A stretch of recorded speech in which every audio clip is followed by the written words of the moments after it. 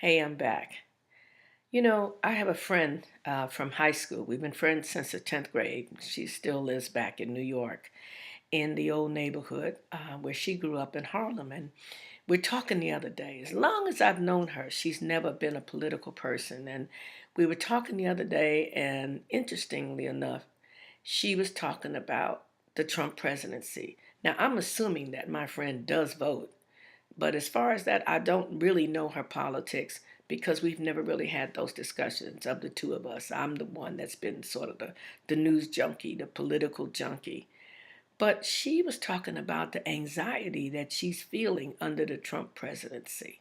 She just feels nervous. She says, I just can't get myself together. It's like, one of the things that many Americans do is that we have the comfort of home, of feeling like all of this stuff that happens in the world is remote from us because we are protected.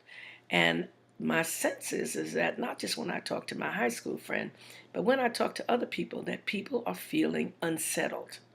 And maybe it could be a good thing because maybe we've gotten too comfortable being settled that all of the things that happen that are bad happen outside of the United States. I think 911 was a horrific wake-up call, particularly for many of us who are from New York or still live in New York. That was quite scary, and we learned that the world came to us, that we were not immune from that. So I'm listening to my friend talk about her anxiety in this new political environment, and I thought, wow, is this sort of what my elders were feeling during World War II when Hitler was running rampant and people didn't know quite how to feel? They couldn't be comfortable. They didn't know where he was going to strike next, what was going to happen. The whole world seemed to be chaotic. And it must be like that to some extent, but we are in a heightened level because during World War II, basically, a lot of things were hidden from the people. There was not all these newscasts and broadcasts. They didn't have 24/7 to sort of give you news and scare you to death as well. And right now, we have a president who built his whole presidency on fear. When he was inaugurated, he gave this dark, dystopian view of the world that everything was going to hell in a handbasket and that only he could fix it. Well, now he is the president, and the fact of the matter is that fix it? I don't think so. The problem is that he may make it worse. And as much as people talk about the North Korean leader being unstable and Assad being sort of a crazy man ready to kill his own people, I just have the sense that Trump is no less unstable than some of these other people. So we're really in bad shape. We've got these people that have access. Trump, Kim Jong Un, uh, Putin, they have access to nuclear weapons, and they are not stable people. Now, the most cunning of them, it seems to me, is Putin. He is cunning. And I think he sees everybody else as useful idiots for his plan for Russia to become the dominant leader again.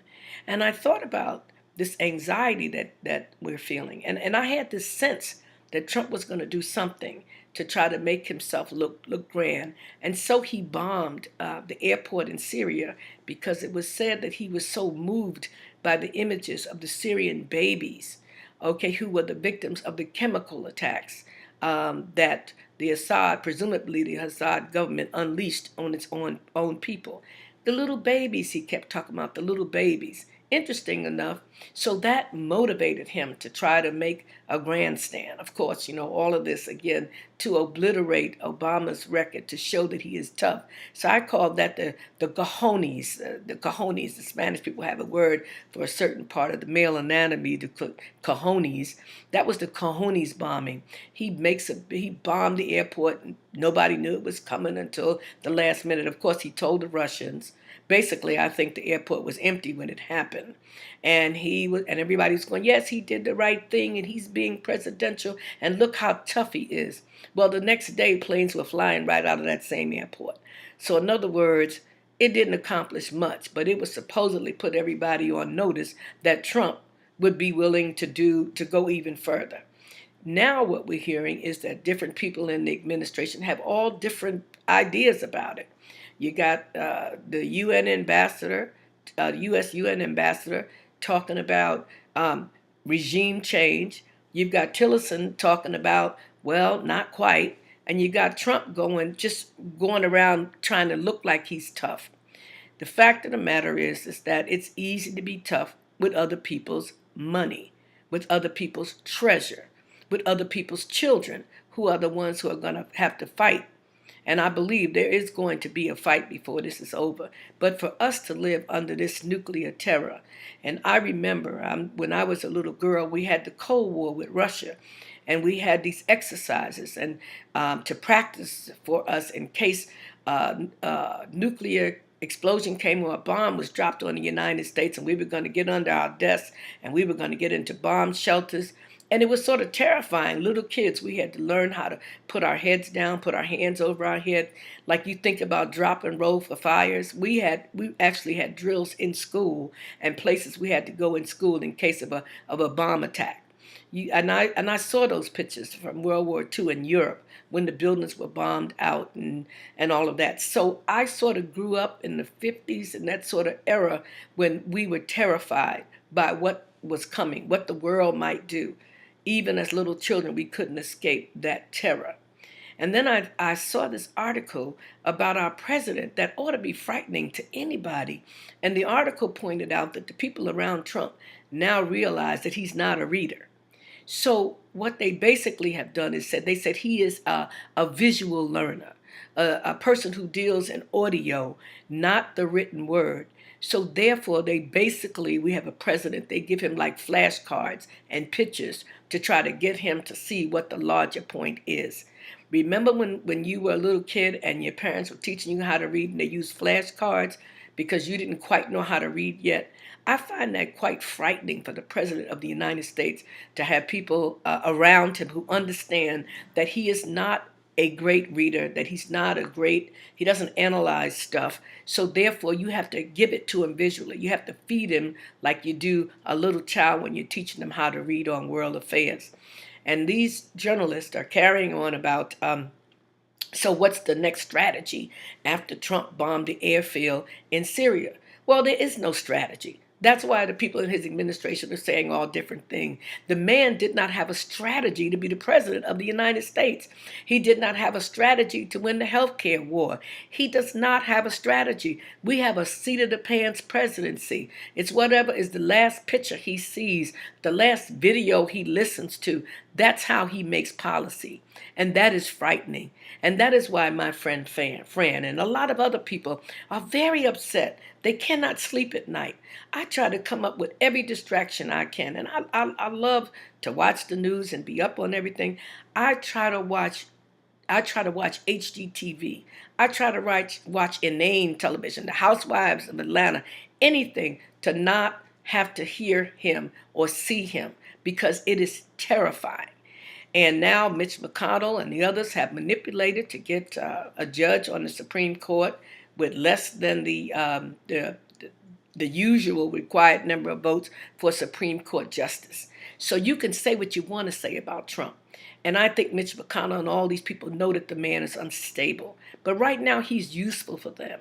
And so Mitch McConnell and the other Republicans can get together and they can get past Trump.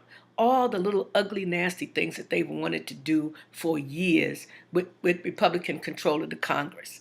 So I think 2018 is, in fact, to me, it's going to be an interesting election because maybe the whole country, will have had enough of this foolishness. But Trump is a very dangerous man in the meantime. And I was also thinking about him being moved by the Syrian babies.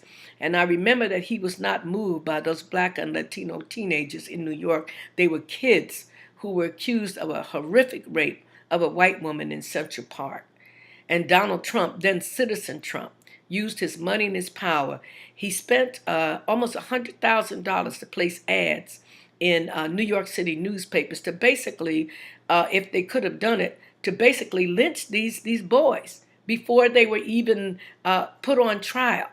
And the fact of the matter is that the so-called Central Park Five, they served years in jail. And they were exonerated. They were exonerated by DNA and also by the man who did attack that jogger in Central Park, who confessed. Trump never apologized to those young men, never apologized to their families for what he led the campaign in New York, just like he did the birther movement for Obama to prove that Obama wasn't born in the United States. This is before he was president. He led a movement to basically get these children murdered, if they could have, by the police for a crime that they did not commit. So there is no apology. But I just think these are very frightening times. And I can't look at enough HGTV or Housewives of Atlanta or any shows to get my mind off the fact that sometimes I can't sleep at night. Sometimes it is very frightening because we don't know when we wake up in the morning whether our president will have started World War III because somebody hurt his feelings. Somebody showed him a picture of something that really upset him. I don't know. I talked before about America likes to think of itself as exceptional. We have shown ourselves to be less than that. We have elected a seat of the pants president.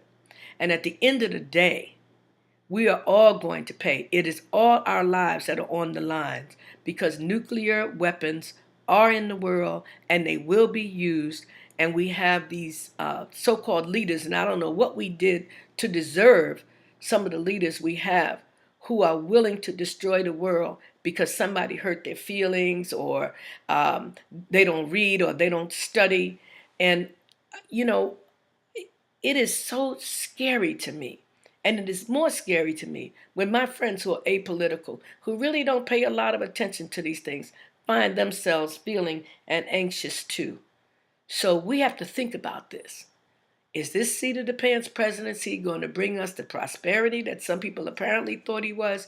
Or is he going to bring us not just not prosperity, but he's going to bring us to war?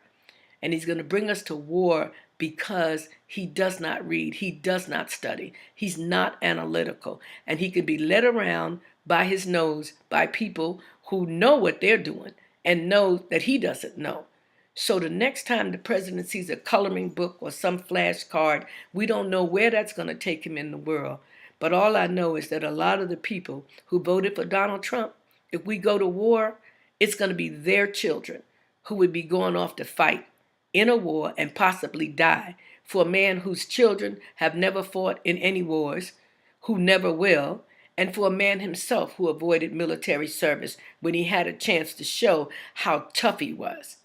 So you can be tough, and Donald Trump has been tough over the years and relentless, but with other people's money. And now it's the U.S. Treasury, and it's all our lives that are on the line. So I think a lot of people need to do a lot of thinking about what kind of country and what kind of world we want to live in, because we have the potential to lose our lives and to lose the whole world. So I'm just saying, you don't have to agree with it, but that's my point of view. A seat of the pants presidency will not serve us well, will not serve Americans well, and will not serve the world well. These are dangerous times. Not enough distractions can take us from what we may be in for the next time somebody shows Trump a picture of some babies who, once they are grown up, those little Syrian babies, he would be the one to say that them and their mothers and their fathers who are screaming for help, okay, cannot come into this country and get relief. So again, you don't have to agree with it, but I'm just saying.